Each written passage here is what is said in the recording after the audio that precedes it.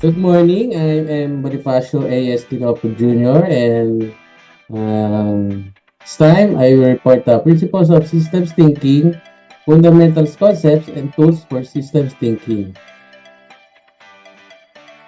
The report outline is number one, defining systems thinking. Number two, defining a system and its characteristics. Number three, literature about systems thinking.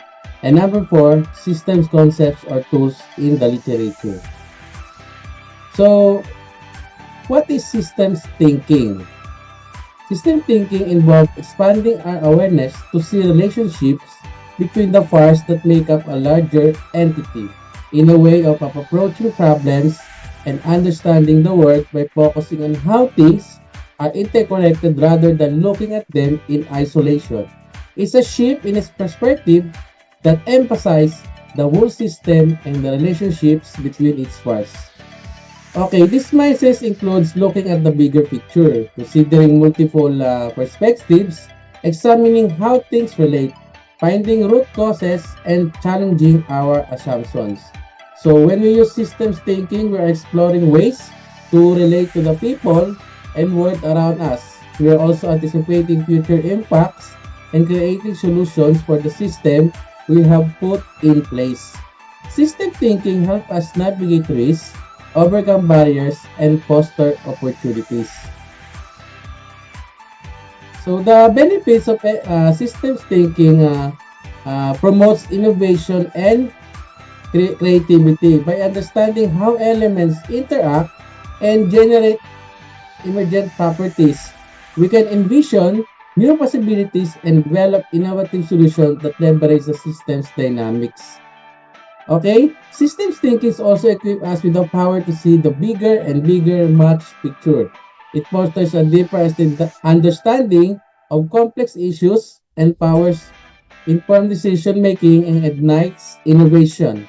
By embracing, we can navigate uncertainty, address complex challenges more effectively, and ultimately build a more sustainable future. So that's the systems thinking. So let's go. What is a system? So let's tackle the what is a system. A system is a set of things interacting in a way that produces something greater than the sum of its parts. So we know that we live in a world of complex system. As you can see, your phone is a system. A rainforest is a system. A school is a system, and you are set a system. There are systems within a systems, a community within a city, and within a country. So when we look at this system, we try to understand how all the parts work together. So more importantly, we look at how a system interacts with and influences other systems. So humans use system as a way to understand the complexity of the world and to solve many problems. So knowing our role in the system around us allow us to function more effectively and proactively within them. So and understanding them allow us to anticipate outcomes that shapes our lives. So what is the characteristic of a system? So all systems have a purpose. Yon natin. All parts of a system have a function. So, the performance of a system is affected by how the parts are arranged. So, systems attempt to maintain also the stability. So, that's the characteristic of a system. So, my literature about system thinking that I read is titled Practical Challenges of Systems Thinking in Modeling in Public Health. Okay, ang mga the authors is William M. Trochim, PhD, Derek A. Cabrera, MA, Bobby Milstein, MPH, Richard S. Gallagher, BS, and Scott J. Lishow, PhD. So I see the system I see in this literature is 3. First, concept systems mapping. 2. Causal loop diagrams or the CLDs on the analysis and synthesis. And number 3, the system dynamics modeling. Let me first report the first systems that I see in this literature called the concept systems mapping. Concept systems mapping is a system method that enables a group to describe its ideas on any topic.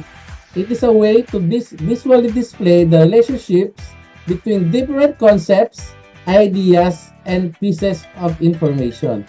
So it also helps keep ideas organized and structured, allowing you to see the big picture and understand the nuisance of various topics.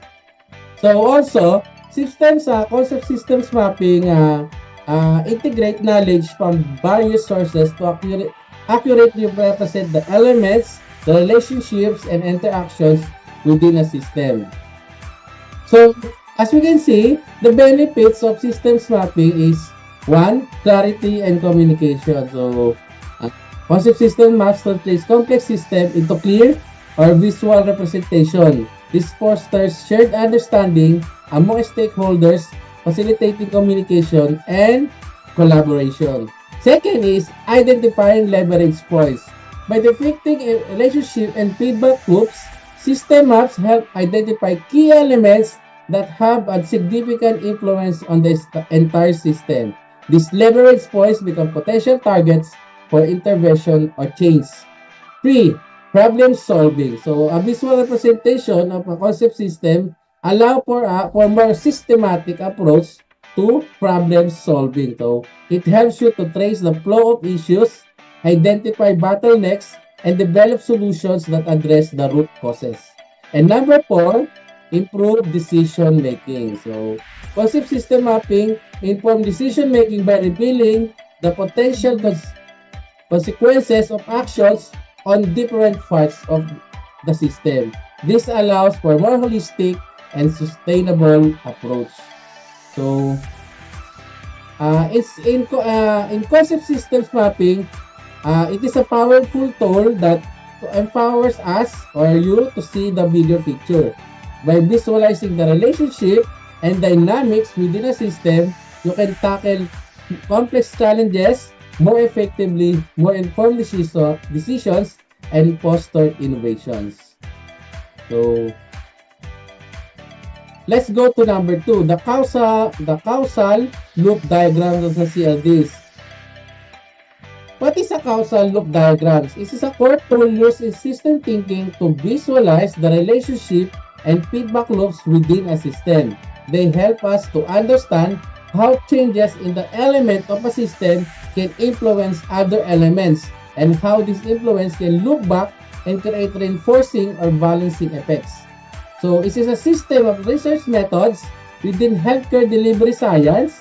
It is a critical first step in knowledge translation, the knowledge synthesis. So, the knowledge synthesis consists of the basic steps of identifying evidence, assessing its value, and combining it to produce a brief summary that informs best practice. So, let's see the benefits of causal loop diagrams. One of the benefits of the causal loop diagrams is it is enhanced understanding. So, the CLDs provide a clear and concise way to visualize complex systems with their interconnected elements and cause and effect relationship. So, also, it can identify leverage points by analyzing feedback loops. You can identify key variables that have significant influence on the system's behavior. This can be potential targets for interventions or change. And number 3, improve communication. They facilitate communication by providing a shared understanding of the system dynamics among stakeholders. So, as we can see, by doing CLDs, you gain a powerful tool to analyze complex systems, anticipate potential consequences of action, and make informed decisions. So, it offers a valuable lens for navigating the intricate world of interconnectedness and cause and effect relationship. So, let's go to third, the systems thinking that I found in this literature. The third is the system dynamics modeling. System dynamics approach involves the development of computer simulation models that portray processes of accumulation and feedback and that may be tested systematically to find effective policies for overcoming policy resistance. So it provides a comprehensive and systematic method that can predict results over time. These models can simulate and predict appropriate prevention measures for chronic disease to determine the best practice. What is the benefits of system dynamics modeling? So one of the benefits of system dynamics modeling is exploring dynamic behavior. Unlike static diagrams, system dynamic models allow you to simulate the system's behavior over time. This helps you understand how changes in one element ripple through the system and create long-term effects. So the second is testing scenarios. This type of modeling allows you to experiment with different interventions or changes. You can see the potential consequences of various actions before implementing them in the real world, minimizing risk and maximizing effectiveness. And the number three, identifying bottlenecks and leverage points.